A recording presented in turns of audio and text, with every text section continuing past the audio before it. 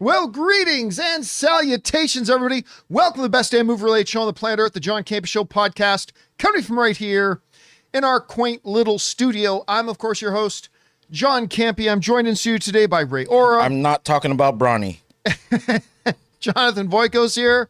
Shoot, I'll talk about Brawny. But most importantly, you guys are here. Thank you so much for being here and making our little show part of your day. And here's how today's show's going to go. We're going to start off by talking about a few predetermined topics that we have lined up for you guys. And then in the second part of the show, well, we're going to take your live comments and questions. If you have a thought, theory, opinion, or question you'd like us to address, as long as we deem it appropriate to be addressed on the show, go ahead and fire it on into our tip link at www.streamelements.com/JohnCampea/tip. And if you get it in while we're still live, we'll get around to answering it in the second part of the show. Also, good thing to know is that this tip link is actually good 24 hours a day, 7 days a week. So if you happen to be listening to this show on our podcast feed, either on Spotify or Apple Podcasts or your favorite podcasting app of choice, or if you're watching the show a little bit later in the day when we're not live, you can still send in a topic or question. And if you send one in when we're not live, we'll just get around to answering it on the next episode. All right, guys. Happy Friday. Hope you guys had a great week. Looking forward to a great weekend in front of you. But before we get there, we got to talk about some movie stuff here, shall we? And let's get things started with this. You know, for a long time, I think we were still back at AMC when news first came out that the company was looking at making a Monopoly movie. Mm-hmm. To which a lot of us hummed and hawed and like, oh, okay, sure, whatever. But it is stuck around. Last year, it got announced that Margo Robbie's company, Lucky Chap, the same company behind Barbie, which became the #1 box office film of its year, was getting behind. They were going to produce, Margo Robbie and her company were to produce the new Monopoly movie. Well, now we know who's going to at least write the movie. And it's John Francis Daley and Jonathan Goldstein.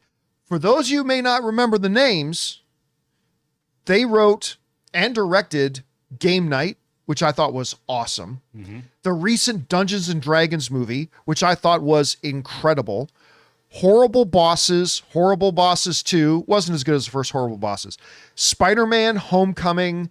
They did a bunch of stuff, and they were going to write and direct The Flash until Ezra Miller came along and said, no, I don't like their idea. And Warner Brothers, for whatever reason, took Ezra Miller's side, and so they kind of departed.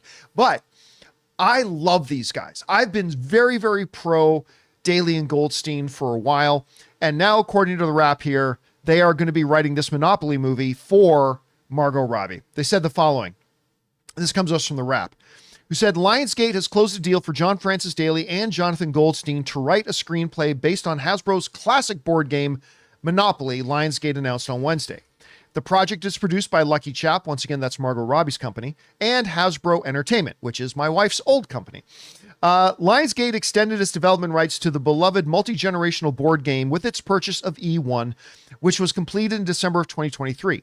Monopoly is recognized as the world's most popular board game brand with 99% of global awareness rate. That's saying if you go anywhere in the world, drop in and ask a group of 100 people, have you ever heard of Monopoly? 99% of them have.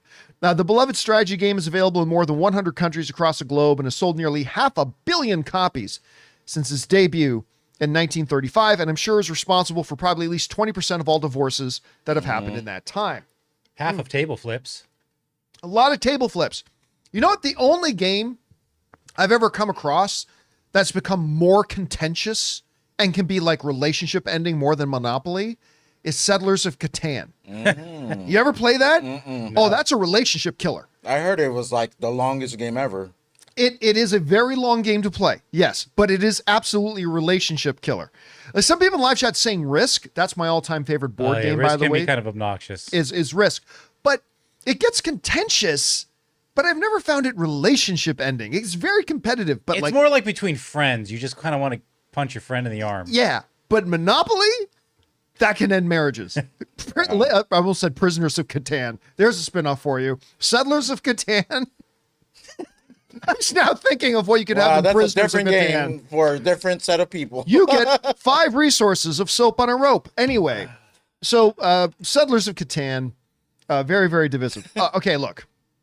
For a long, long time, I, like everybody else, have kind of thought that doing a Monopoly movie is a pretty dumb idea. However, I also understand that I thought for a long time doing a movie about Legos was a stupid idea. And then we got the Lego movie. A movie about square plastic building blocks. And they wrote a great movie around it. Yeah. I admit, I didn't think at first the Barbie movie was really going to do anything. Right. You know, a year before it came out, before it went into production, I thought like, yeah, there's going to be a generation of girls that want to go see it and stuff like that, but it's not going to make that big of a splash. And even the teaser wasn't like that great. No. Like, I certainly wasn't thinking $1 billion+ film, but we've seen time and time again that you can take any premise. If you write the right story around it, you can make something out of that IP. And if you're starting with writing the right story around it, getting the guys who did Dungeons and Dragons, which is such a good movie, guys, such a good movie. The guys who did Game Night, which is such a good movie, who wrote Spider-Man Homecoming and Horrible Bosses, and they got one or two kind of stinkers on there too, but so does everybody. If you're going to start with that, you're actually in a pretty good position. And one of the things they said there was absolutely correct. IP awareness, like everybody knows Monopoly. mm-hmm. Everybody knows Monopoly. So you go out, you cast, I don't know, Chris Pratt, Paul Walter Hauser. Oh, yeah. Get Paul Walter Hauser in there. You know what? I can no longer, after Lego, after Barbie, I can no longer just go, well, simply because it's an odd premise, it can't succeed. Oh. Maybe it could. Well, let's put that to the test when Uh-oh. Minecraft comes out on April 4th. But that looks terrible. There's a new trailer. It looks a little bit better to me. Really? Yeah, I saw it. I was watching during the game or something like that, or I was watching something. It was one of the ads in between, and it was a newer trailer, and I actually thought it was okay. See, like, I would have said, yeah, maybe 2 months before the first trailer came out. It's just that I understand. I mean, look, hopefully I it's get good. it. I've seen movies that have had bad trailers and then I end up loving the movies. And maybe that'll happen with Minecraft. I just can't believe how bad the Minecraft trailers have been. But if you watch the Powerpuff Girls trailer and then immediately watch Minecraft, Oh, definitely. it Good looks point. so good. Good It looks point. so good. It looks Hit real the good. nail. like, give it all the Oscars Yeah. right now. Yeah. Man, I still can't believe how bad that Powerpuff Girl trailer was. Like, I can't believe there were actually entertainment executives who thought, yeah, let's roll with this. Anyway, we're getting far off from Monopoly Well, here. okay, what's the main guy? It's Mr. Moneybags or Pennybags or what is it? Boy, what is his name? Penny Anus, Penny Dick, Yeah, I whatever his think Oh, name we what thought it his is. name was Mr. Monopoly. The guy with But the it's top not. hat. I actually don't remember what his name is. It's like the top hat, the mustache. Mr. Monopoly. Also His known name as, is Mr. Monopoly. also known as Rich Uncle Pennybags. There you go. Rich Uncle Pennybags. Yeah, there you go. All right, so Who do you want to play him, John? Seriously, let's seriously cast him. okay, but that brings up a serious question, which is, I don't know that there is anybody playing him, or if this is going to be a movie surrounding people playing the game of Monopoly. Okay, fair. John Lithgow. That's fair. John Lithgow as Mr. Monopoly. Or we could do the most serious, violent Monopoly movie with Bryan Cranston as Mr. Bryan Cranston. Say my name, Mr. Monopoly. You're goddamn right. And he dies in the first 10 minutes. And the rest is Aaron Taylor Wanna Bing Bang. What's his name? Ricky Taylor Joy. Ticky-Tacky. What's his name? Aaron Paul. John- Ricky You're Ricky Ticky-Tacky? Ticky-Tacky. I thought you were talking about Aaron Paul. No, because of the Godzilla movie. Godzilla, when Cranston was in there for 10 minutes. And you get Denzel Washington as the corrupt cop who won't let you pass go. Oscars. Yeah, you got to give him $200. You got to give him $200. Monopoly takes the Oscars. Monopoly sweeps the Oscars. Say my name. That's all I'm gonna see in my head from now on. Go to jail. You go to jail. All right, guys. Anyway, question is for you. What do you think about this? I mean, listen, I was as thinking this is as ridiculous as all the rest of you when they started talking about a Monopoly movie, but you got Margo Robbie's production company on this. That's been doing really damn well lately. You're getting some terrific writers on board. I'm starting to think maybe we need to give this a chance. Hey, whatever you guys think, jump down to the comments section below and let us know your thoughts. All right, guys. With that down, let's move on to this, shall we? You know, of course, you say the Russo brothers, and obviously you instantly think of Winter Community. Soldier. Oh. What did you say? Community. I thought you said titties. Yeah, I don't know, man. I don't know what kind of movies What they're making. movie was that? The Russo brothers. Come on. I had to double check. I'm like, wait, he couldn't have said that. Oh no, that was like a Ray line. Now Ray would have said that.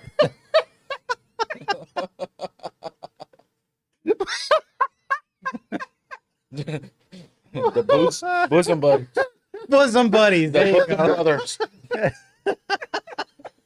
Oh my God, give me a second. Oh, boy. Man, that was the biggest laugh of something I didn't even say. Wait, what did you say? Community? Oh, Community, he just thought he the show. was The titty. community. The community.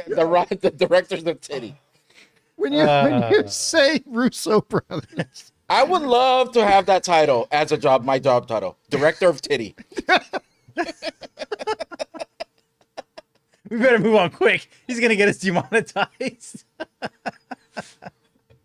These guys right here. You know. I need you to be hard in the shot. Harder in the shot. When you think of the Russo brothers, you think of Winter Soldier. You think of Civil War. Yeah. You think of Infinity War and Endgame. And beyond that, right now you're thinking about Avengers Doomsday and Avengers Secret Wars. But you might have forgotten they've actually got a movie coming out. Granted, it's on Netflix, but still they've got a movie coming out called, what is it? The Electric Titties. Yeah, you beat me to it. Come on. Okay, got you on the quick draw McGraw on that one. Okay, let's. The Electric State. Yeah. Which I thought actually looked good. Okay. I was looking forward to it. I was very excited. I for was too. I like they got Chris Pratt in there, Millie Bobby Brown. Millie Bobby Brown. Stanley the Tooch. The Tooch. I was kind of in the minority in the sense I didn't love the trailers. You remember we were talking about that guy? Like all you guys loved it. Yep. Yeah. I didn't think the trailers looked great, but whatever. It's the Russo brothers. Well, the reviews are now out, and they're not good. As of this moment, Rotten Tomatoes has The Electric State at 19%. Oh my God! Really? And the Jeez. ones that are giving it positive reviews are thin positive reviews to start. Let's go read some of the reviews here. IndieWire writes, truth be told, there isn't a single laugh or even a knowing smile to be found in this relentlessly stale ordeal, which does for sci-fi adventure comedies what The Gray Man did for action thrillers. Absolutely nothing. That says a lot to me because I hated The Gray Man. The Independent UK writes, The Electric State contains the most baffling call to arms in recent cinema. This is a story, in short, about how all those damn kids should put their phones down and go hug the nearest corporate mascot. The Guardian did not like it. So sad. They wrote, there's no soul, no originality, just a great big multicolor wedge of digital content. The Hollywood Reporter wrote, the film is busy to a degree that grows more and more assaultive, but it's neither funny nor exciting. Like so many streaming originals, The Electric State seems less a real movie than an imitation of one. Now, Deadline Hollywood did like it.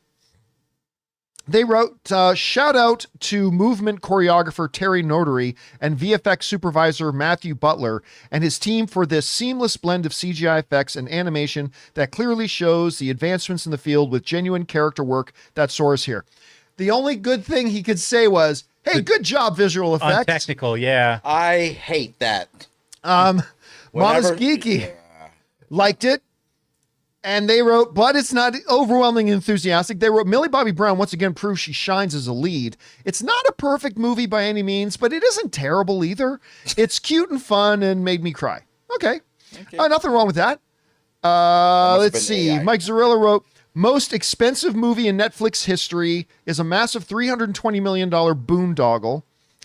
Joe Blow wrote, a hodgepodge of stuff that's been done before and much better. And theirs is one of the positive reviews. Next Best Picture wrote, The Electric State is just another display of how the Russo brothers have regressed as a directing team into something that at this point only makes films not even worth subjecting yourself to.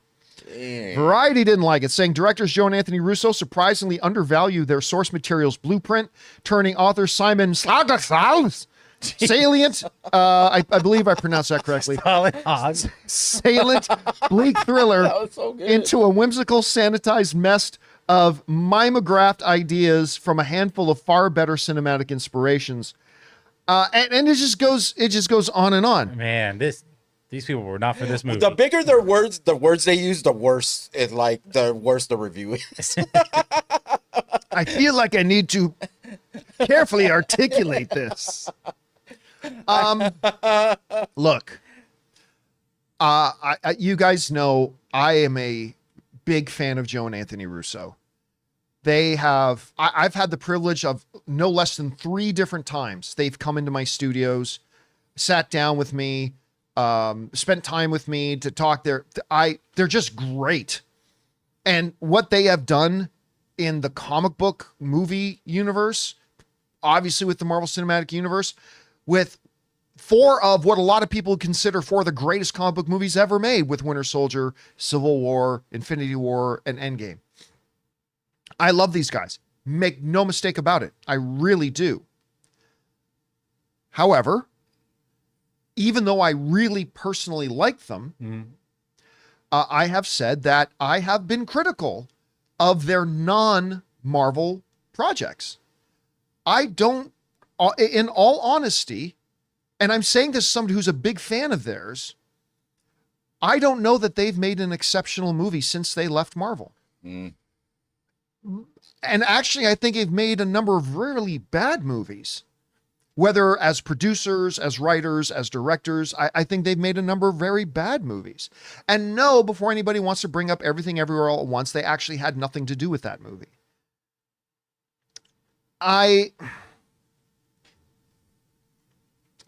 But one of the things that I have pointed out is, like, I'm sure a lot of people are going to say, wait a minute, should this make us nervous about Doomsday? Should this make us nervous about Avengers Secret Wars? I've always said this. There is something magical. There are teams of people that end up being greater than the sum of their parts, right?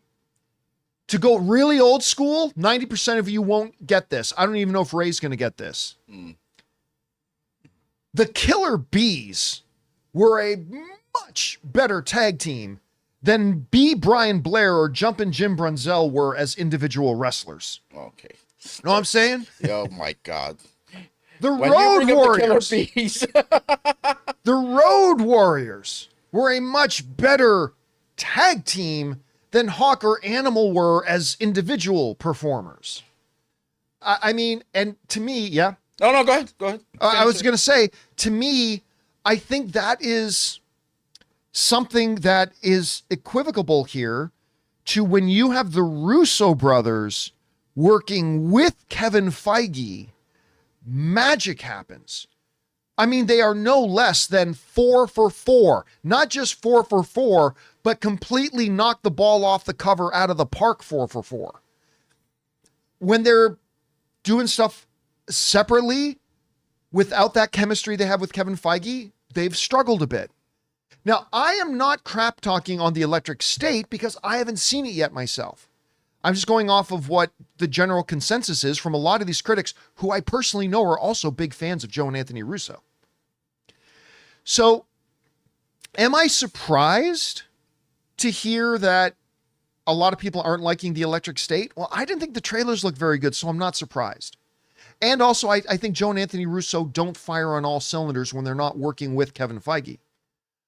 But does that make me worry about Doomsday and Secret Wars? Absolutely not.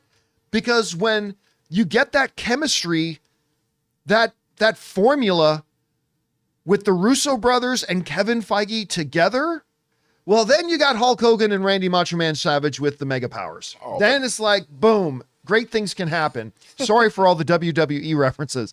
But so I'm not surprised that hearing this isn't very good, but it doesn't make me worry at all about with the upcoming Avengers films. It really sucks because for me, at least, all Netflix needs is 2 in a row. That's it. And then no matter if it looks the next Netflix movie that comes out, if the trailer's any good, I'll have a little bit more confidence. But and I want Netflix puts out like 20 Carry movies a On. month. Carry On was the last Netflix movie that they promoted, and I saw, and I thought it was really good. Right, but they've had like 40 movies out since then. Oh, I thought, well, the ones that I know we've talked about. I was really hoping this movie would be good. It looked good to me. I like the trailer. I like the actors in it. The Russo brothers. I mean, how can you go wrong? I mean, oh man. Not to be confused Is with this worse than Rebel WWE's Moon? The Rougeau brothers. Oh yeah. Don't confuse the Russo brothers with the Rougeau brothers. It'll be interesting to see if this has worse reviews than Rebel Moon. Either one. Because, I can't imagine. I can't imagine. Sci-fi may not be where you want to take your movie, or Netflix may not be where you want to take your. Well, they shouldn't be spending $300 million on a movie. That's another thing. Why is Netflix still spending so much money? That's how much of a man. It feels like Netflix just to be fair, it's 19%. It's only 16 reviews, so more than likely that's going to rise. Okay. But still, that's not a great start. Yeah. Anyway, guys, question is for you. What do you think about this? The reviews are now out for The Electric State, and they're not looking good. And even the few positive ones are very lukewarm positive ones. Saying things like, hey, the visual effects are good. Yeah. Whatever have you been excited about this movie? I'm going to admit I haven't been all that excited about it myself, but it is the Russo brothers, right? Whatever you guys are thinking about this, jump down to the comment section below and let us know your thoughts. All right, guys. With that down, we still got a couple things we got to talk about on this Friday, including it looks like the Harry Potter franchise, the upcoming one on HBO, has found its new Professor McGonagall, and Reacher star Alan Ritchson. He's still talking about Batman. He's saying, I would actually pay to play. You don't even have to pay me anything to play Batman. I think it's going to move the needle anyway. We're going to talk about that and a few things more. But before we do, we're going to take a quick second and thank one of the sponsors of today's episode of the John Campea Show podcast, our friends at Hungryroot. Guys, we want to take a second and thank a sponsor of today's video, Hungryroot. You know, grocery shopping used to be one of the biggest struggles. Between your busy schedule and wanting to eat healthier, it just feels impossible to stay on top of everything. But all that changes when you discover Hungryroot, the easiest way to eat healthy without the hassles. Hungryroot is like having your own personal grocery shopper. They take care of the weekly shopping for you, recommending healthy, high-quality groceries tailored to your tastes, nutritional preferences, and even health goals. They've got it all: smoothies, snacks for the kids, ready-to-eat meals, and even supplements. For me, Hungryroot is absolutely a game changer, guys. My health goals have become so much easier to stick to. I love how they personalize my cart every week and even get smart about my preferences as I go. It's honestly stress-free and so simple. You're gonna love Hungryroot as much as I do. Take advantage of this exclusive offer. For a limited time, get 40% off your first box, plus get a free item in every box for life. Go to hungryroot.com/Campea and use the code Campea. That's hungryroot.com/Campea, using the code Campea to get 40% off your first box and a free item of your choice for life. hungryroot.com/Campea, code Campea. And thank you to our friends at Hungryroot for sponsoring today's episode of the John Campea Show podcast. All right, guys. With that down, let's move on to this, shall we? The Harry Potter new series is coming. They're saying it's going to be like a 10-year long series, and that each season is going to be based on one book. One book is going to get a full season. They're saying they're going to be able to go a lot more into stuff that's in the books that never made it into the movies. And they started off with one great casting. Jonathan Lithgow is going to be playing Dumbledore, which is just phenomenal. Now it looks like we've got our next casting. As the outlets are reporting that Ozark and the menu star Janet McTeer has been cast to play Professor McGonagall, who of course was made immortal by the late, great, all-time wonderful Maggie Smith. They write the following. This comes to us from the San Francisco Gazette. Wrote, As the Harry Potter TV series gears up to start shooting later this year, we continue getting casting rumors from HBO's take on author J.K. Rowling's beloved series of novels. By the way, it's not just rumored anymore. Deadline and others are reporting this as well. The 8-movie franchise grossed over $7.7 billion. Now, today, some scoopers started hearing that this was going to come, but then Deadline actually officially reported. McTeer is going to be our Professor McGonagall, at least is now in the final contract negotiations to work out the details of her coming. Now, if you recognize the name, and maybe you recognize the face a little bit, if you were somebody who watched Ozark, I got to admit, I'm one of the only 7 people in the world that didn't love Ozark. So that's not where I really think of her from. But maybe you remember her from Jessica Jones. Maybe you remember her from The Menu, which I thought she was great in The Menu. Then again, I thought everybody who was in The Menu was absolutely fantastic and great. Sorry for Your Loss. And on. She's a great actress. Now, is this somebody whose name I had heard thrown around before? No. I had heard a few names being tossed around for McGonagall.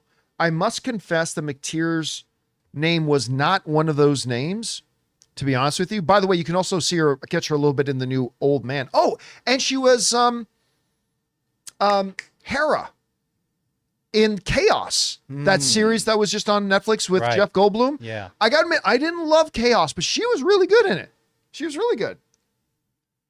Anyway, for those of you wondering about age, she's only a couple of years younger than Maggie Smith was when she started playing Harry Potter in McGonagall in the Harry Potter franchise. So listen, I think this is probably going to become 100% official in the next day or two. I like the casting. Again, was it high on my fantasy board? Nope. It wasn't one of the names that was high on my fantasy board, but she's a multi-time award nominated actress. She's fantastic. And I think she's going to do a really good job. Yeah, I think she looks the part too. And I think she looks the part. Yeah, she does. Now, here's the thing I don't know. I don't know if she's British. I actually have no idea. McTeer. Yes, she is. She was born in Newcastle, England. There you go. Now, they already kind of broke one Harry Potter trend by casting Jonathan Lithgow. Right? But if you saw him playing Winston Churchill and winning Emmys for it, you know that's not going to be a problem. Jonathan Lithgow is not going to be a problem. As long as it's Jonathan Lithgow and not sad Jonathan Lithgow. Or disappointed Jonathan Lithgow coming to do it. So, yeah, I like this. And listen, guys, I got to tell you, I know there are still swatches of people out there who are firmly against this show. But I got to tell you, man, I think this is looking better and better. I remember I first kind of peaked up when they announced who the showrunners and producers were going to be. Like, you're talking to some of the most successful producers and showrunners running some of the best shows that are out there right now, like Last of Us, Succession, stuff like that, are going to be in charge of this show. Yeah. Right there. It's like, well, that's how you do it. Understanding the approach and the fact that we have heard and outlets have also reported that, like, HBO, Warner Brothers, they have been getting inundated with every agency, just about every major star calling in, asking if there can be a role for them in this. Everybody's excited to be a part of it. I mean, look how much care they put into that Harry Potter reunion and then make that, but they're going to, man, it couldn't gone to a better streaming service.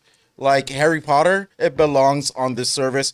Second, I would have taken Apple if Apple was in charge of the series. But Warner Brothers owns the rights, so it's always going to go HBO. HBO, I have all the confidence in the world in this I'll series. tell you what, though, that I remember that little documentary. What was it? 10-year anniversary, 20-year anniversary, whatever it was. That little documentary they did. I consider myself a mild Harry Potter fan. I'm a fan. Sure, I like it. I like that. But I'm not a Potterhead, right? That documentary they did, that little reunion special they did, I'm not even a huge fan of Harry Potter. I got emotional watching it. It was so powerful and so beautifully done. And you're right. I think if they take that kind of care, if they take that kind of cherish attitude towards the property and bring it in here, I think this thing could be really good. I'd be shocked if it was bad, To be honest, I'm at that point where my confidence is so high in this series. I'd be shocked if it was bad. Well, I'm basically shocked if any show that comes out on HBO is bad, right? I can think of maybe 2 or 3 over the past 10 years of HBO shows that I didn't solidly like. Yeah. So they Solidly just, There's a couple, but only a couple out of so many. yeah, solid- they're on another level. Like HBO, like there's everybody else. There's Netflix, there's all the network television. They're all good, but HBO is on another level when it comes to creating the highest quality digital or television content. They're the best. And it looks like they're taking a very serious approach to all their casting. They're not just going out and getting the biggest names. They're getting Right. who they feel are the best fits. And that's ultimately the important thing. Yeah. Anyway, guys, question is for you. What do you think about this? They went out and it looks like we already know they got their Dumbledore. Now it looks like they've got their McGonagall. This could be a really, really cool. Now it looks like the next one up is going to be Snape. And they've got a very good actor. Again, another Emmy Award nominated actor lined up to play Snape. We'll bring that up maybe in the couple of days coming up, because maybe by Monday or Tuesday, they'll have him also in there. But we'll talk about that when we cross that line. Whatever you guys think, jump down to the comment section below and let us know your thoughts. All right. With that down, let's move on to this, shall we? We got Superman coming up here in just a couple of months. The real official launch. Creature Commandos was kind of like the soft launch, but the real official launch of the brand new DC Cinematic Universe, the new DCU, being helmed by James Gunn and his partner Peter Safran, comes out with Superman. But one of the things that a lot of people are talking about, though, is we still don't know who is going to be Batman. Who's going to play Batman?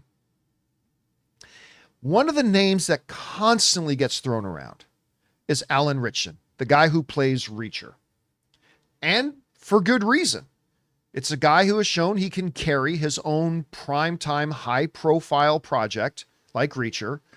I could be wrong about this now, but I believe the Reacher is still the #1 show on Amazon with an insane viewership.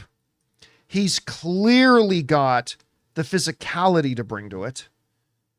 He has grown on me as an actor quite a bit. I used to say that I haven't seen him in enough stuff, but now that he's appeared in a few more things and I'm watching him grow and develop as an actor, including in this new season of Reacher, I'm like, yeah, he's got enough. You put him with the right director, he can definitely be Batman. And listen, he is now making sure everybody knows it. He's all for it. He wants to play Batman. As a matter of fact, he's saying he'd pay to play it. This comes to us from Screen Rant from a recent interview with him where he said this. What's amazing to me about this rumor of him possibly playing Batman, of the Batman desire and the zeitgeist, is the fact that James Gunn has personally announced publicly on his Twitter or X or whatever, LOL, he's not playing Batman. He's not playing Batman. And this thing will not die. I get asked every day if I'm playing Batman. Yeah. Would I play Batman? Yes. Would I pay handsomely to be Batman? You wouldn't even have to pay me to play Batman. I would, yeah. I would don the suit. He said in his Batman voice, Gotham is mine. Look at that. I don't even have to practice. It just comes out naturally. So, look, go ahead. I was about to say, we should make a Batman movie because we got our actor now. Yeah. We got him. We got him. I'm sure James Gunn wouldn't mind. I'm sure they wouldn't sue us into oblivion. Look, is Alan Ritchson going to end up playing Batman? Probably not. I mean, Gunn has kind of said he's not playing Batman. He said he's a big fan of his, but he's not playing Batman. But I want to revisit this. This guy, look, from a pure physical perspective, there's not a guy you could get who's more genetically perfect to play Batman. I mean, Batman is supposed to be, depending on which lore you read, genetically the most perfect human male specimen. Like physically, I'm a veteran of the DC role-playing game, and in all the stats, Batman has the absolute peak highest stats that is humanly possible for a normal human being without superpowers. He is supposed to be absolute physical perfection. Please don't ever flex that again. I'm a DC role-playing game guy? I say that proudly, kid. I say that proudly. No, I'm just kidding. I spent many weekends not hanging out with girls, many weekends with my friends, playing 72-hour-long stretches of DC, the role-playing game. With my hero, Rampage, was the name of my hero. Anyway. Is that all true? It's all true. 100% true. Okay. I remember even me and my friends, we would get together at somebody's house. It'd be like a Friday night because, again, not a lot of hanging out with girls. Had no game. But me and like 6 of my friends get together. And then, as we were getting ready to start, I kid you not, this is 100% true. 100% true. We had this little ritual we would do. Like a little habit we would do. Where as we were getting ready to start our game session, we would go to the door, close the door, and as we're closing the door saying, "Real world be gone," and we close the door. Ray looks so disappointed. "Real world be gone." And we close that door. We would close that door and we would start like our 3-day long role-playing game. I'm really eternally struggling right now. Oh my That's God. right. Don't tell me that was last week. No. All right. Honestly, nowadays I probably would say "Real World Be Gone." Real world be gone. I'm for it now. Start rolling them dice, baby. Anyway. Okay. So he's like supposed to be the peak human physical perfection, right? That's Alan Ritchson.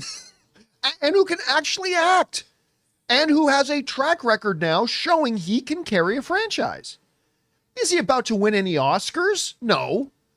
But he can do it. He can carry that load. Mm-hmm. And now you put the right director with him. Because look what James Gunn did with Dave Bautista. Dave Bautista today has turned into a really good little actor himself. But when Guardians of the Galaxy first came out, in Dave Bautista's own words, like he said, I'm no thespian, man. Like, I'm lucky to be here. That's one of the reasons why I love Dave so much. He's always so humble. He's like, I'm just lucky to be here. But you put him in the hands of a director like James Gunn, who was able to accentuate Dave Bautista's strengths as Dax and hide whatever weaknesses he had as an actor. And all of a sudden, Drax the Destroyer comes across as like one of the coolest characters. Yeah. So you take a guy like Alan Ritchson with his supreme physique, his ability and experience carrying a franchise already, he's already a pretty decent actor. And now you add a really good actor's director with him to really accentuate his strengths. I think it would be a big win. Now, again, am I saying that Alan Ritchson is the only guy who can play Batman? Absolutely not. Michael Keaton, he's a small little guy. He played Batman and it's beloved. Christian Bale got himself in really good shape for Batman, but he was not the peak of human physical superiority or anything like that. And he's like maybe the most beloved Batman. Like, yeah, there's absolutely, I'm not saying Alan Ritchson's the only guy to do it. Anybody else would be a missed opportunity. Not at all. Not at all. I'm just saying there's a lot of pros. There's a lot of pros to getting an Alan Ritchson. Yeah. Not the least of which is, I'm sure you would have to pay him, but yeah. I bet he would. I don't think his agent's going to let him work for free. No. If he does, he needs a new agent. But the reality is, he is not a movie star. No. Right? He's been in a couple of movies, none of which have done all that well. And yes, you got a big hit streaming series. Yes. So he wouldn't actually be that expensive. Yeah. I'll tell you you could do a lot worse than getting Alan Ritchson to play it. I'll tell you another role, though. He actually, on looking on this. Are you say Bane? No. Okay. Years ago, he actually did try for Aquaman on the CW, and that just did not. Well, yeah, but he was Aquaman on Smallville, right? Yeah, that's where. And then he played. What was it? Hawk and Dove in. Was it Teen Titans? I believe so. Was that what it was? Hawk and the Dove? Titan series. The Titans. Yeah, not Teen Titans. The Titans. That's what it was. So like Hawk and Dove. But I could see him reprising that role. I mean, I have two. This guy looks like an In Aquaman. Hawk Tuah and Dove. There's a movie you boy. can make. Hawk Tuah and Dove. Sorry. Yeah, World be gone. World be gone. Yeah. Okay. I think the Russo brothers are directing Hawk Tuah. And I have two. I'm kind of conflicted on this only because I'm a firm believer in giving people a chance to shine, because you can't be a movie star if you're not given a movie, right? But on the other hand, it's such a big character. It's such a big There's so much character. on the line with James Gunn right now. I don't know if you take that risk, no matter if he does good in screenings. I don't know if you go with the safe bet here or if you go with a chance. But here's a good question. And this is not a rhetorical question. I mean this honestly. What would be a safe exactly bet right now? That's what I'm saying too. Like, so a safe-ish bet would be Ben Affleck? But then you're going to create confusion with wait a minute, I thought the old DCEU was gone. Would the safe bet be Christian Bale? Bale's a little bit older now. What would a safe bet be? I would suggest in the seats.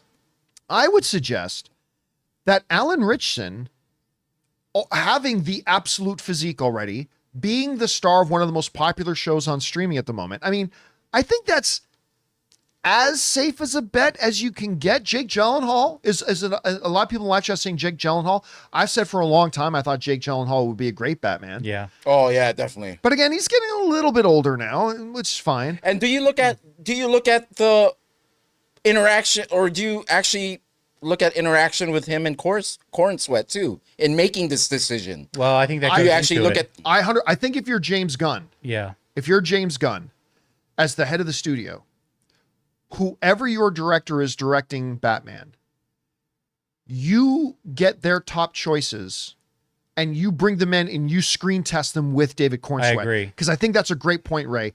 I think one of the keys for this cinematic universe is the dynamic between your two actors who are playing Superman and Batman have to kill it. You've got your Superman, so you're going to have to get in somebody who's going to play well off of that character.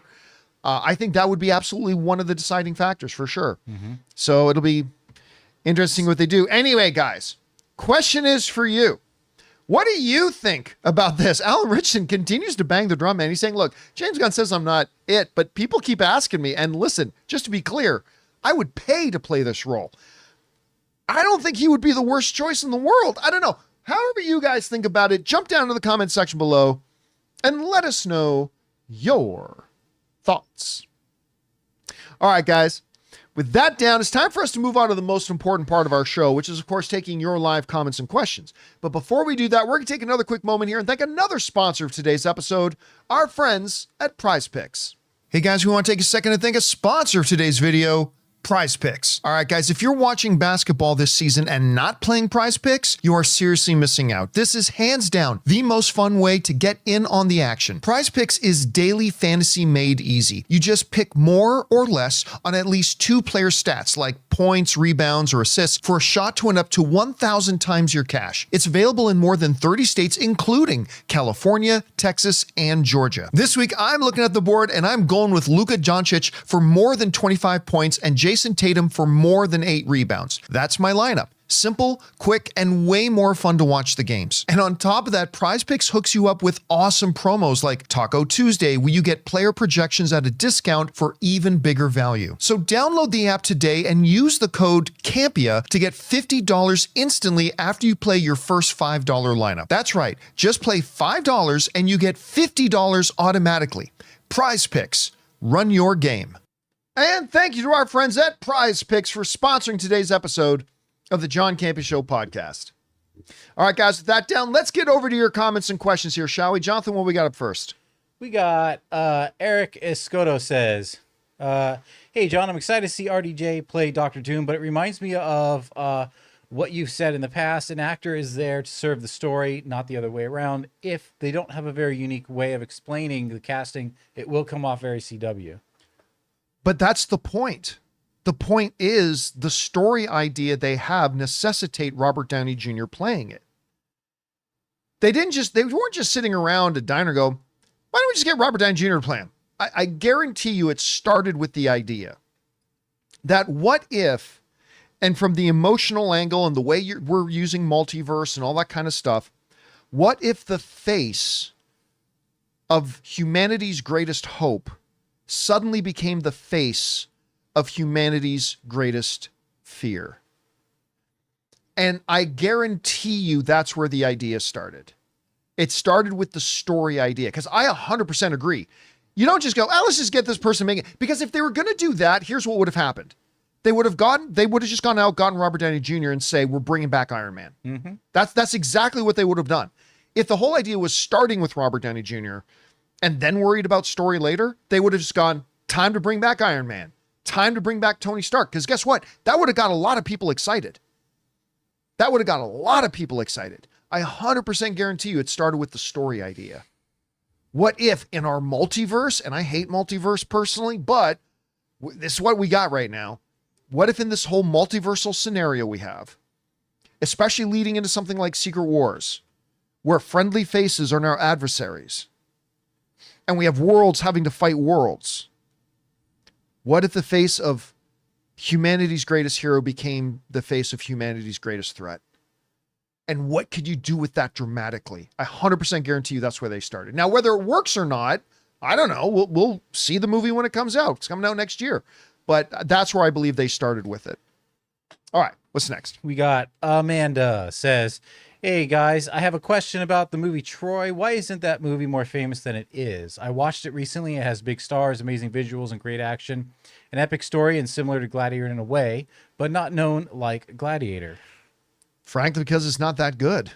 I like it a lot, but it's not Gladiator level. Yeah, it's definitely not Gladiator.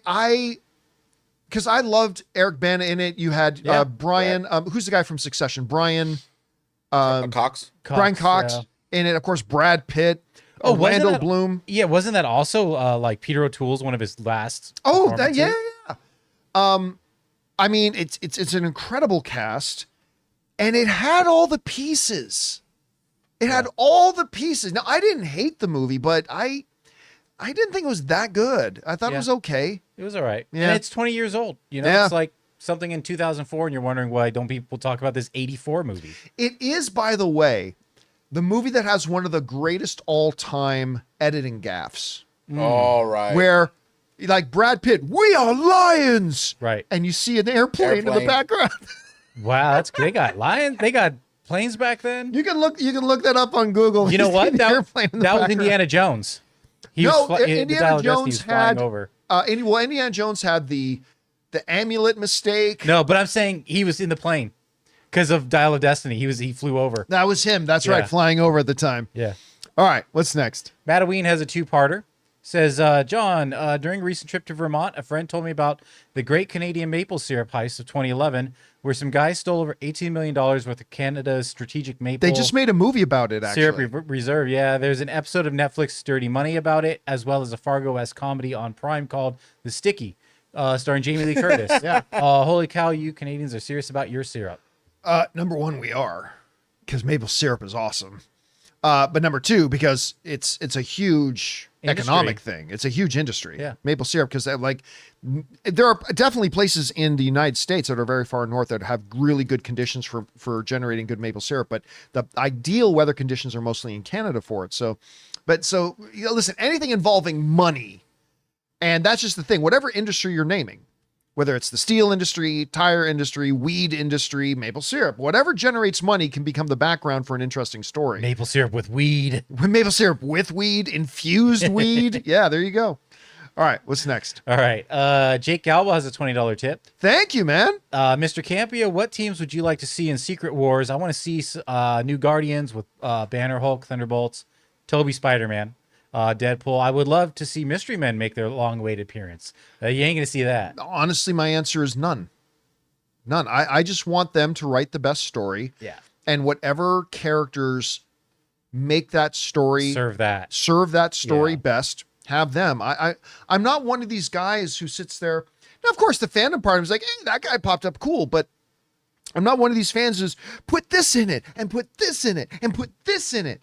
That's more of a YouTube video than it is a movie. So would I be opposed to any of those showing up? Oh, no, not at all. But who am I sitting here hoping shows up? I got to see what the story's going to be first. Now, understanding the blueprint that these movies are being based on, some of them become very important, but then again, we don't know how close they're going to follow that blueprint or not, right? So I'm very much hey, I just want to sit back and see what characters they think are important for the story and put in no more and no less. We know there's going to be a lot of them, but I'm just willing to sit back and wait to see who we get. All right, what's next? 21st Century America says, hey, John and everyone, I know this is a weird question, but I wanted to know who everyone's favorite musical artist was. I have three. Consider them the holy trinity of singer-songwriters, Elton John, Billy Joel, and Freddie Mercury. Always have a good day. They're great. Yeah. Those are three great ones. I would put, I've always felt that Freddie Mercury and Steve Perry of Journey have the two best voices in rock and roll. Just voices. I'm not saying their bands were the greatest, or they are to me, but maybe not to everybody. I love The Clash. I bet I love modern music too, so it's hard to say. Yeah, I mean, my music tastes are so eclectic. The only thing I don't listen to is country music. But I listen to classic stuff like Willie Nelson and Johnny Cash and right, like, Chris Christopherson. I mean, a little bit of Johnny Cash, but Johnny Cash kind of rode that line. He folk walked the line, too. if you will, Folk too. between the worlds of rock and country. But and I mean, country music is very, very popular with a lot of people, and that's great. It's just not, that's just not my taste. That's all. But I mean, if you got into my car with me and I popped on my YouTube music playlist, one song will be House of Pain. The next song might be Rob Zombie. The next song could be The Proclaimers. The next song will then be Eminem. The next song will be Run DMC. The next song will be Josh Groban singing Ave Maria. Yeah. I mean, I have a very, very wild, broad taste. My all-time favorite musical artist, though, understanding that I have wildly diverse tastes, is U2. U2 is my favorite musical artist of all time. I just find their music says the most. There's the most artistry in their music. All their songs. Like, I have this joke where it's like 90% of music falls into one of three categories. You're hot, I'm awesome, and things are great in the club tonight. Like 90% of all popular music seems to fall into one of those three categories. A song is basically either about how awesome they are, how hot their love interest is, or the party is particularly great and I really want to have a good time tonight. But like U2's music, I mean, it's like, it actually it's literal poetry, and it's like they literally talk about real world things, and they have the Edge's incredible guitar stuff. So yeah, I have a wide variety of stuff I listen to, but I'd say U2 is my favorite musical artist. There you go. All right, what's next? Sam Fisher says, I caught it the first time I watched it, but I wasn't sure, so I had to check. One of the men being interviewed by the reporter in Daredevil episode 1 was John Romita Jr., the artist behind Man Without Fear. That's right. Oh, that's cool. I didn't know that. I knew he looked familiar. That's really cool that they like put people connected with the franchise in there. That's really, I never knew that. Thank you for giving me that little piece of trivia. I love That's little awesome. Easter eggs like that. All right, what's next? Tristan says that CW Powerpuff Girls leak trailer was pretty much how I thought a CW Powerpuff Girls show would look like. Smart move to axe that show quick because of who was asking for a young adult angst Powerpuff Girls show. But also the dialogue was like, let's hit these like topical points and force this dialogue. It was so bad. I mean, it's not the first time we've looked at something and said that feels like a Saturday Night Live skit, but I've never meant it more. Like, that whole thing looked like it was a Saturday Night Live sketch. To me, you know what? For me personally, it felt like when I was in post-production school and they gave us footage and we had to assemble a trailer, and it was the crappiest footage you had to work with. And that's what like somebody came up with. It just felt like something that was done in post-production school. It was so bad. Yep. All right. What's next? Tristan Thorpe. No, we read that one. Anonymous got a day off and was excited to see Mickey 17. Loved it, but in a practically empty theater, a couple decided to sit right next to me. Ha. Not a problem, except one of them snored loudly the entire movie, and the other was on their phone. Oh, one, I would have just moved. Yeah, I would. If the theater was empty, just get up and move. You're good. Ann and I had our tickets to see Mickey 17 yesterday, and we couldn't go. I went. Our showtime was 3:30, and we took both of our dogs into the vets in the morning, and we thought we were getting them back around 1:30, but the vets said they'll be ready to be picked up at 4. And we're like, crap. So we ended up canceling our tickets. So hopefully tomorrow we're going to get a chance to go see Mickey 17. But yeah, we talked about that earlier in the week.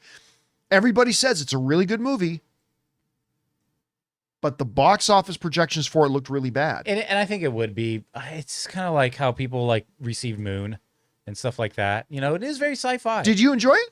I did. I will say the trailers make it seem like it's a little more zany and action-packed than it actually is. Oh, that's too bad. Yeah, which I think people are going to be turned off by that. But in terms of a very human story, the story and the writing is very good.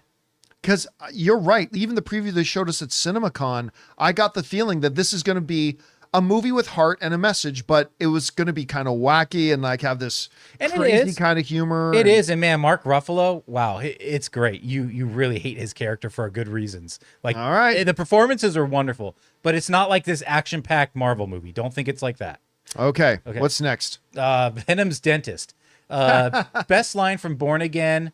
BB, I was named for my uncle Fisk. Ben Urich. I knew him well. Gave me chills. Do you think we will ever see Prez Fisk now that Ross is in prison and not enough time until Secret Wars possible reboot? Love the show. I don't think it gets to that. I think the whole point is it's culminating to him and Daredevil. Yeah, I don't see that happening. I mean, look, if they're going to do any classic villain thing becoming president, I mean, DC kind of has a corner on that with President Lex Luthor. Yeah. Oh, so yeah. I don't think they'd want to do that. So I'm going to guess no. I think Jonathan's right. I think this is going to culminate with just him being mayor, maybe not being mayor anymore after that. Yeah. All right. What's next? Ernie, yo, Paradise, Hulu, a must watch. It has me in a chokehold as I type this. Episode 7 is anxiety-filled cinema, Cyclops for president. My goal is to finish it this weekend. Yeah, I got to watch it. It's so good. Like, I don't put Paradise on the same level as, like, right now, my great 3 trinity, Shogun, Last of Us, House of the Dragon. I don't put it on that level. I think it's on Severance level. I'll be honest, I didn't love last night's episode of Severance, but that aside, I think I love Severance overall. Love that show. I would say it's as good as Severance. Every episode, and episode 7 is probably going to be the best single episode of television this year. I don't think Paradise is going to be the best show of the year, but episode 7 of Paradise, I think, is a very strong contender for being the best single episode of the year. Oh yeah, somebody else reminded me of Andor. Yeah, Andor I would put up there obviously with Shogun, Last of Us, and House of the Dragon. I'd also put Andor up there. But I think Paradise is just on that next level down. Must see TV. If you haven't started watching Paradise, it's on Hulu. Mm-hmm. All the episodes are up now. Go watch it. It's really great. Yeah. All right, what's next? Victor says, as Bridget Jones 4 crosses 100 million at the box office, were you surprised it didn't release in cinemas in North America? Seems the only place it hasn't. Was great seeing it with a crowd. I didn't even know there was a Bridget Jones 4 out. Either. I knew they were doing a Bridget Jones 4. I had no idea it was already completed and released overseas. Yes, I am shocked they didn't release it here. Why would you not? It's going to make some money. Seems odd. I mean, Bridget Jones has a built-in audience. It's not going to be a $500 million film, but you couldn't find a distributor for North American audiences? Absolutely could have, I'm sure. That's interesting. All right. What's next? Brian O'Connor, how different do you imagine history would be if Nolan made a Bond trilogy instead of a Dark Knight trilogy? I'd love to have seen Nolan and Craig together, but we'd probably never gotten Bale as Batman, any of the Snyder films, or MCU Civil War. Some people that may be considered good or bad. It would definitely be different. Yeah. It would definitely be different. But then again, there's nothing guaranteeing that because part of what makes Christopher Nolan today is the fact that he did do those Batman films. That is a part of what contributed to who he is as a director today. And maybe he wouldn't be as well known or as famous or as successful or as good of a director today had he done Bond films instead. And maybe his Bond films wouldn't have worked out. That's the thing about the art, right? It's not only about great fits and great matches, it's also about the right timing and hitting the right windows. And I just don't know if Christopher Nolan would be Christopher Nolan today had he not done the Batman films. Or if Daniel Craig would have been as good of a Bond as he was if it was Chris. I mean, you never know. I mean, it could have been 10 times better, might not have been. So it's a very interesting question, but it's one that you can't just look at the formula and say, well, this is how it would have turned out, because we really don't know. It's an interesting one, though. All right, what's next? We got Mad Dolphin Fan says, my only issue with the Snape casting is I think he's just too handsome of a dude. I picture Snape to be older and surly looking. You can make anybody look like anything. Yeah. It's really like just not even heavy, just a little like, bit. Alan Rickman did not look as pasty and like, you know, he gained weight for that role too. That, you know. Yeah, I mean, like if you looked at Alan Rickman, he was cast in a lot of movies in his career as the handsome, charming, beautiful guy. He was. But you do him up the right way, he has the exact. So yeah, it's not going to be hard. That part's not going to be hard at all. And actually, I like that he's younger, because he's much closer to the age of Snape than Alan Rickman was. That's what I mean. Alan Rickman was like 20 years older than what Snape was supposed to be. Those characters weren't that old in books, so. All right, what's next? Baton says, I didn't even grow up with the Powerpuff Girls, but I feel like that I need to name Eric Kripke for this, as he made the nihilism of go mainstream in the superhero genre. The demo reel felt like the boy-style nihilistic deconstruction in a really bad way. Wasn't even a demo reel. That was the trailer. Yeah, but by the way, he's also the creator of Supernatural, one of my favorite shows. But what he did with the boys wouldn't have worked if you just brought that to Powerpuff Girls. Nah. People who like Powerpuff Girls are going to be looking for something a little bit different than that. So I don't know if it would have been a good fit, to be honest. Although I love him. Would I have been interested in checking out Powerpuff Girls if Kripke had done it? Oh, I would have been. Yeah. I don't know if the core audience would have been, but I certainly would have been. All right. What's next? Okay, Bry Guy says, hey, John, camp counselor, just for fun, pick one. This is kind of hard. Which adult cartoon series is more likely to get its own live action adaptation? Beavis and Butthead, Bob's Burgers, Family Guy, King of the Hill, South Park, or Simpsons?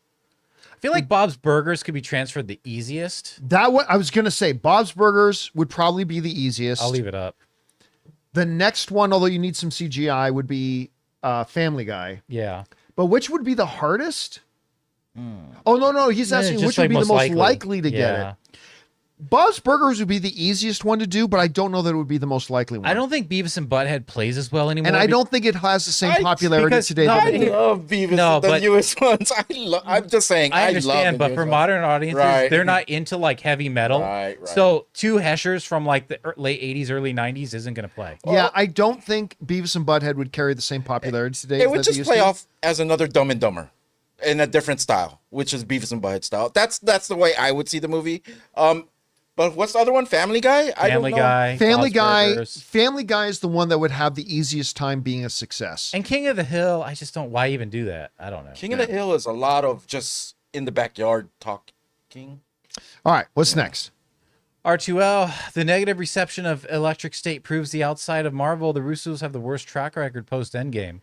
I fear the quality of the next Avengers film would drop significantly if it relies on nostalgia and cameos rather than storytelling. Yeah, but here... But nothing about that proves. So you're going to ignore what they did with Winter Soldier, Civil War, Infinity War, Endgame. And it assumes it's only going to be nostalgia now. Yeah, I don't know why. Who anywhere ever said, oh, Secret Wars and that is just going to be... If you want to just do nostalgia or whatever, you don't do Secret Wars. Mm-hmm. That's not the movie you do. So nothing anywhere has remotely suggested they're just going to rely on... They never have with their Marvel projects, and there's nothing to suggest that they are doing that now. So it's like saying, I fear this movie will be really bad if they just shot it on a cell phone from 2011. All right.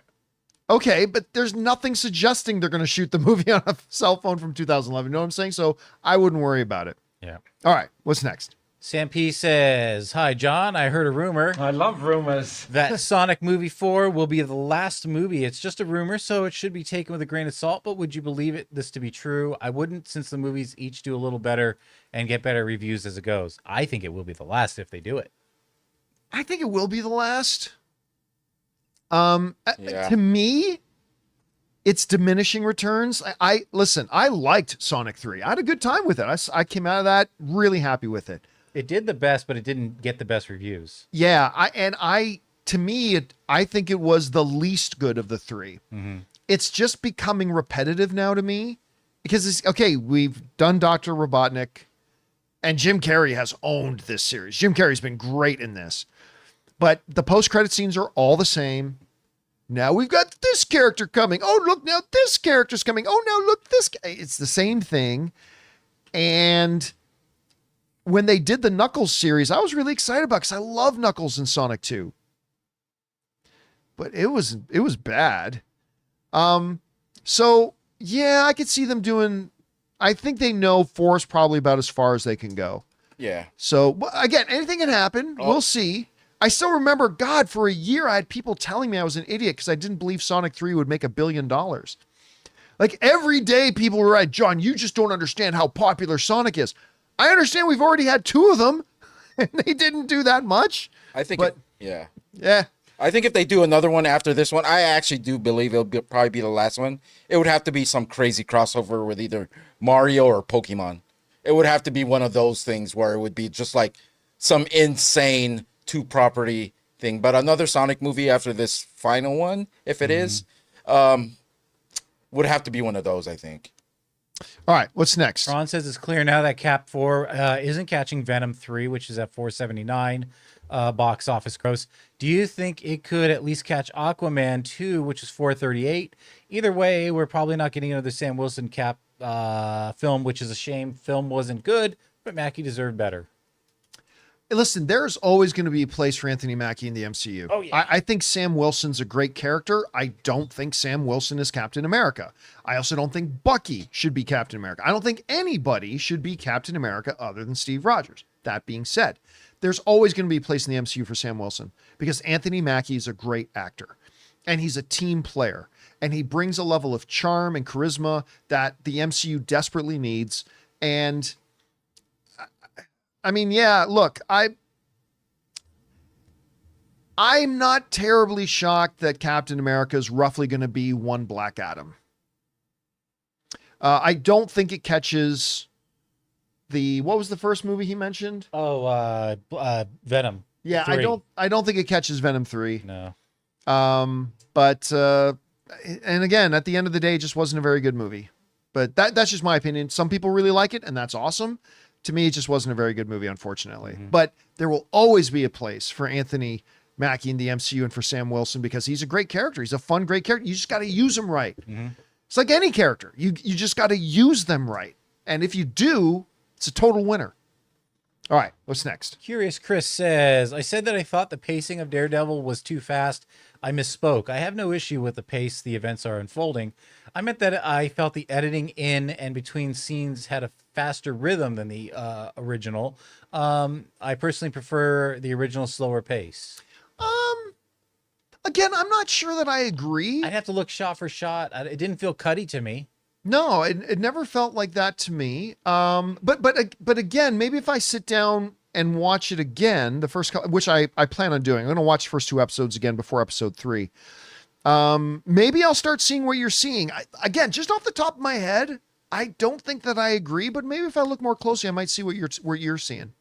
All right, what's next? Anonymous says, I love season 2 of Severance. The episode set in the woods was sensational, but after that, it's really nosedive for me. Not even, it's not as good. I'm actually finding it quite bad. I'm really getting the worst parallels to Lost. I think it's just because we're not getting answers as quickly as we want, and people are getting impatient, maybe. Well, did you see last night's episode? No, I have to get caught It up. drags. Like, I'm sure this is exaggeration, but it feels like 15 minutes of the episode is just external shots of cars driving down roads. Like seriously, in the first 10 minutes, it's like 7 of the first 10 minutes is just camera shot from outside looking down on this roadway and just a car driving through the road. And then another shot of a car driving down a road and another shot for like 30 seconds of a car driving down the road. I mean, something very significant is revealed in last night's episode. Ann and I were talking about it on the car this morning. And what last night's episode should have done is it should have had two storylines going. It should have had what's going on with, what's the character's name again? Arquette's character, Patricia Arquette's character. I can't remember. I forget the character's name, but last night's episode focuses on her. All right. What they should have done is had her story going on, and then we see Cobell. That's the name of it. King Daddy Goat put in Miss Cobell. Harmony Cobell, yeah. What they should have done was had following her story and then cut away to something else going back at the office. Then cutting back over to her story again, then going back to the story that's happening over at the office. I think it would have served because like that last night's episode, I'm going to agree with you. It wasn't just not the best Severance episode. Yeah. It was a bad episode. Even though something very, very, very significant gets revealed in it, it's not something you needed a whole, slow, dragging episode to accomplish. If they had had another thing going on and they jumped back and forth, I think it would have been a lot better. But yeah, it was not a good episode last night. All right. What's next? Chip Crisper. Hey, crew. Is it safe to say now with nearly a dozen films, the Russo brothers have proved themselves to only be exceptional at directing established IP content? Thanks, Bring on the Filthy. No, I don't think the issue is IP content. I think the issue is there is a magic about the Russo brothers that gets unlocked when they're working with Kevin Feige. There's a chemistry, there's a dynamic, there is magic that happens when the Russo brothers and Kevin Feige work together. Just something exceptional happens. I think you could have handed the Russo brothers some big IP, but if they're not working with Kevin Feige, I don't think they unlock their fullest potential. There's just something magical that happens when those two guys work together, with those two groups, like Feige and his team and the Russo brothers. When they come together and do something, you get 4 of the greatest comic book movies ever made. When they're working without Kevin Feige, they're still talented guys, but their full potential isn't unlocked. And so I don't think it's a matter of recognizable IP. That's not it. That's not the formula. It's just there's a chemistry that happens. There's a magic that happens when these guys work together. And I don't know. We'll see what happens moving forward. All right, what's next? Okay, we got last of the two more tips. And I know the big defense. This is I can't remember who wrote this, but it was about Severance. And I know the big defense is the creators have a plan and a roadmap, which does help.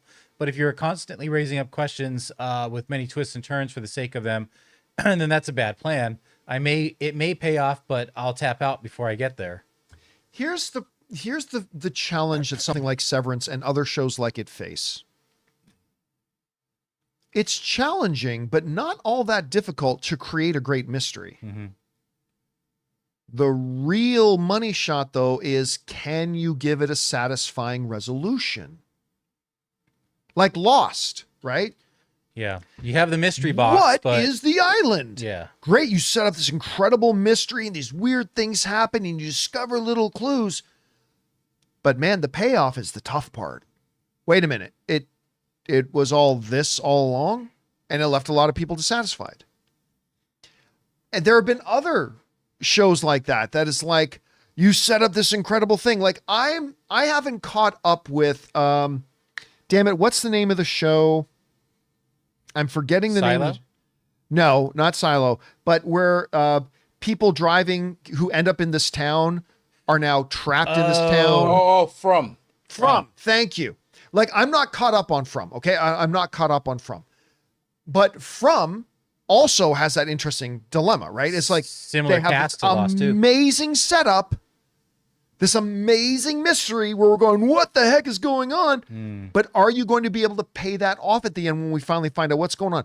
Coming up with a crazy what's going on mystery is a lot easier than coming up with a banger thing that the resolution to that's like, oh my God, it was that. Yeah. That's the tough part. And I'm going to be really interested in finding out. Yeah. Other people are naming other shows. Manifest, Under the Dome. I really liked Under the Dome at first. Can they do that with Severance? Because if you can't, it's going to undo a lot of things. You know what the best answer to that, the best conclusion to all those? What's that? Just call the fight a draw. Whatever it is. That's everybody always says it's a satisfying. draw. Always satisfying to go through all that and just call it a draw. You know, I think the key to that mystery box thing is you have to kind of like backwrite it. So you got to come up with what it is. Start with the resolution and work your way backwards. And work your way back and build a mystery and then release it. Yeah. All right. What's next? Anonymous says, "Hey John, I know Henry Cavill's your favorite Superman.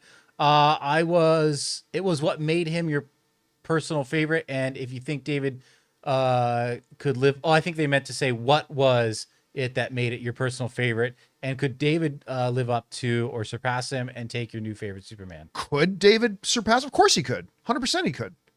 Will he? That's the bigger question. Right. I mean, who knows whether he will or not, but can he? Absolutely. I think the thing that made Henry my favorite Superman was that he was the right actor for the Superman Zack Snyder was creating. The Superman we got in Man of Steel was a Superman who later in his life, well, number one, he finds out when he's a kid that he's an alien, right? And the way they portrayed all that. But then now we find a guy who just recently lost his father, who was his absolute anchor. He still doesn't know really who he is. Mm-hmm. But he was instilled by his dad that he needs to be the hope for the world. But the world's got to be ready for him. So you had a Superman that had to be on a journey of self-discovery. He hasn't become the Superman that we knew yet. And the way Henry Cavill brought all of that to life, for me, made him my favorite Superman. Would he have been my favorite Superman if he just played Brandon Routh's role in Superman Returns? Yeah. Maybe he wouldn't have been.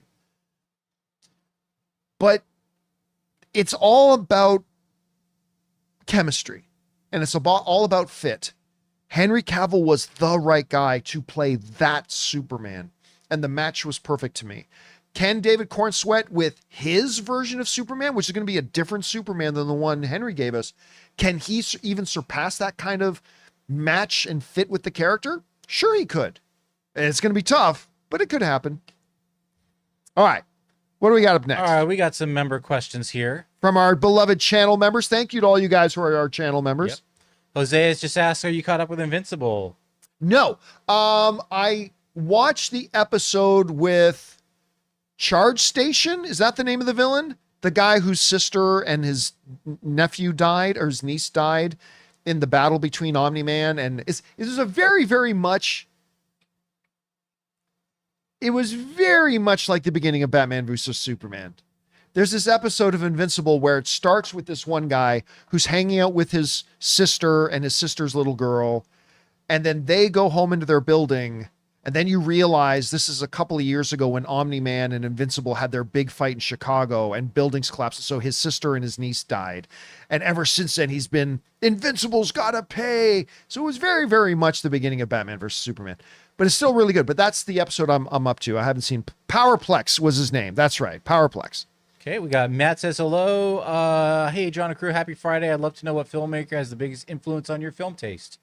George Lucas. Yeah, I was going to say it's either going to be Spielberg or Lucas. Yeah, I mean, I think Spielberg is the greatest filmmaker of all time, but George Lucas's original Star Wars trilogy is what created my lifelong love affair with movies. So, like, yeah, 100%. The answer to that question is George Lucas. All right, what's next? We got Amin who says, have you heard of the upcoming film Hamnet? It's directed by Chloe Zhao, produced by Spielberg, starring Paul Mescal and Jesse Buckley. Stories about Shakespeare and his wife following the death of their 11-year-old son Hamnet. Sounds great. Could be awards contender. I'm not really familiar with it, but you've got Chloe Zhao, who's an Academy Award-winning director. Steven Spielberg is the greatest filmmaker of all time, and based around Shakespeare. Sounds like a good recipe to me, so I'll definitely keep my eyes open for it. All right, what's next? We got Assistant Professor X. Hey, John and crew, a Marvel DC crossover film is probably too complicated to realize, but what about a lesser crossover with DC and Fox, say Batman versus Predator? So like a Dark Horse in DC? I don't know. It seems kind of gimmicky to me, to be honest with you. By the way, there have been comic runs of Batman versus Predator and stuff like that. Uh-huh. Although I say Marvel is doing a pretty interesting one right now with the Marvel cinematic, the Marvel comic universe and Aliens. Yeah. That's kind of pretty interesting. Rob over at Comics Explained is really doing a really good job keeping people up with that. If you want to know more about it, go check out that channel. I gotta say, I don't know, if they announced one tomorrow, I'd be interested, but is it really something that piqued my interest off the top? Probably. It seems more gimmicky than anything. All right, what's next? Oops. We got Dominic who says, this is the last weekend the Fast and Furious and 3D experience on the Universal Studios tour will be in operation. I was wondering if you like that part of the tour. I like the King Kong part. I'm excited to see what's replaced with. I think the best thing you can do at Universal Studios Hollywood is take the tram tour, and then they got several little feature things you go through, right? One of them, of course, is the King Kong experience, which is still great to this. It's been around for 15 years or more? Yeah, and it's not what it used to be. It used to be an actual King Kong in there. Like Yeah, a huge animatronic. But I mean, ever since Peter Jackson came in and they created that new one that's now in it's there. a 3D thing. It's really fun. And one of the things was the Fast and Furious. Now, it's kind of outdated with like The Rock and Vin Diesel and what's happened in the thing, and even just in the Fast and Furious universe since. So it's outdated, yes, but it's still fun. It's still fun. My favorite part of that tram tour, though, is when they take you to the subway station. The earthquake? And then they simulate the earthquake, and then the water floods in and everything. That's pretty cool. I actually, as a LA native, growing up when that came out, it used to give me PTSD in there because I had experienced some big earthquakes as a kid. So I would always be clutching on and just like, oh, this is awful. All right, what's next? Jai CSC says, I had the feeling that DC Studios had long since cast their Batman, but so far with DC, it looks like casting isn't done until directors and scripts are locked in it, and that doesn't feel like the case for Brave and the Bold. So maybe they still don't have their Batman. It's possible. It is also possible that if James Gunn already knows what he wants, you could then cast first. Because the head of the studio knows what he wants the movie to be like, what kind of Batman he wants, all that kind of stuff. I personally still think there is a chance that they've already cast their Batman. Remember, we found out that they actually cast Ben Affleck to play Batman 6 months before they made the public announcement. So there's a chance, but maybe not. Maybe not. We'll find out. I mean, the problems with the director recently could be delaying any. But James Gunn may already know who he wants to be Batman in his cinematic universe. Because remember, whoever they get to play Batman is going to be Batman in a lot more movies than just Brave and the Bold, right? It's going to be their Batman for the entire cinematic universe. Right. So James Gunn may already have an idea, or maybe not. Maybe the confusion with the director might hold it up a little bit. All right, what's next? Maverick says, hey, John and crew, do you think we'll see America Chavez and Adam Warlock in the new Avengers movies? I think it's possible because I want to see those characters. One is tied to Wong and Doctor Strange. The other is tied to Guardians. I mean, the thing about America Chavez is that her specific ability is that she can jump between realities. Yeah. If you get rid of the one person who can go through the multiverse, So now unless I'm not remembering it, I don't believe that character actually plays a real role in Secret Wars in the comics. So you don't need to have her. I'd say, if I found out one of those two characters was going to be in it, my guess would be Adam Warlock. Because you've got, popular actor. It felt like you were just getting started with him in Guardians 3. Yeah. So I don't know if either of them will be there, but I think there's a case that could be made for both. If it was only going to be one, my guess would be Adam Warlock. All right, what's next? Dad Joke says, hey, John, can you do a short video specifically focused on why streaming shows have huge gaps between seasons versus traditional TV shows for the 80s and 90s? Also, what do you think will be the solution so streamers can be more consistent? I don't need to do a video about it. I mean, there's several factors, but one of the main culprits is that, like with the old cable network, if a show got a lot of viewers, that's all you needed. right? And you would lock in talent for multiple year deals and you just start shooting and away you go. Streaming, it's different. Streaming, they don't know if they're going to do season 2 when they do a season 1. And they don't want to spend the money on it. And even if a show gets lots of viewership, if it's not bringing in new subscribers, even if it's the number 1 show on their network, they could cancel it. So it's a shame. But we have been hearing lately about shows that big streaming shows that are going to start going annually.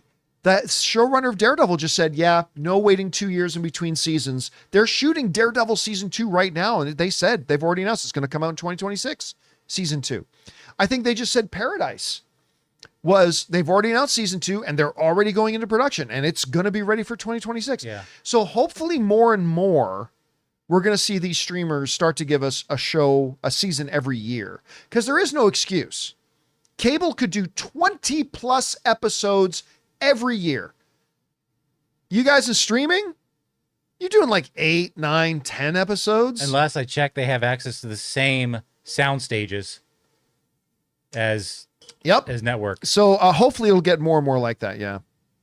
All right. What's next? Okay, we have a couple more. Scotty doesn't know says, do you think Rhodey will show up in Thunderbolts or Sam shows up talking with Bucky or something? I think we end up seeing Sam at the end of Thunderbolts. Possibly. I think, you know what? Purely a guess. My guess is we're going to see both. I'm going to guess we see both. Small cameo appearances. But yeah, I do think just like Bucky showed up in Cap 4, I think Sam will show up in Thunderbolts, even if it's just for a moment. And I think we'll see Rhodey. We got to pick up with Rhodey where he woke up because he'd been taken, unless they're going to skip that altogether. Yeah. I don't think they're ever going to mention that he again. was ever taken. Yep. It's going to be, oh yeah, he was taken for a bit. They got rescued. It's fine. I don't ever think they're going to mention the events of Secret Invasion again. Yeah. All right. Here's our last of the tips. All right. It says, Akshay says, hey guys, what are your thoughts on Charlie Cox's Daredevil and Tom Holland Spider-Man being the new faces of the MCU, even if they don't lead the Avengers? Nope. You're never going to have a television guy be the face of the MCU. And they've already kind of made it clear you're never going to see. It's going to be very difficult to have Daredevil show up even in movies in significant roles because they're going to be making Daredevil every year now. So absolutely not. Daredevil is not going to be the face of the MCU. Not popular enough. Very big on Netflix. I love the Disney Plus series so far, but unless you're going to move Daredevil off of Disney Plus and make him front and center in the movies, which they're not going to do, then absolutely not. Spider-Man is more of a possibility. As Tom Holland gets older, as the Spider-Man character himself gets older, that becomes a possibility. But that means that's going to necessitate Disney really digging in and deepening their relationship with Sony. Yeah. Because Sony, you want to make him the kind of face of the MCU, well, you're going to have to make a lot of capitulations to Sony to make sure you can keep doing that. Because you can't make Spider-Man the face of your universe if you're not confident 8 years from now you're still going to be able to use him, right? So they're going to have to really dig in and probably give up a lot. But that's probably totally really worth it. So who knows? All right, guys. And that'll do it for today's installment of the John Campea Show podcast. Thank you so much for being here, making our little show part of your day. Big special thank you to all you guys who sent in the questions. Number one, because you gave us great fun things to talk about. But number two, you supported this channel as you did it, whether you sent in a tip link question or you are one of our channel members to send in a question. And for that, we thank you guys so very much for your support. I want to thank the guys in the room with me, Ray Ora. Have a good weekend, everyone. Jonathan Voico. See you guys later. Have a great weekend, guys. My name's John Campea. Until next time, my friends, real world be gone. Titties.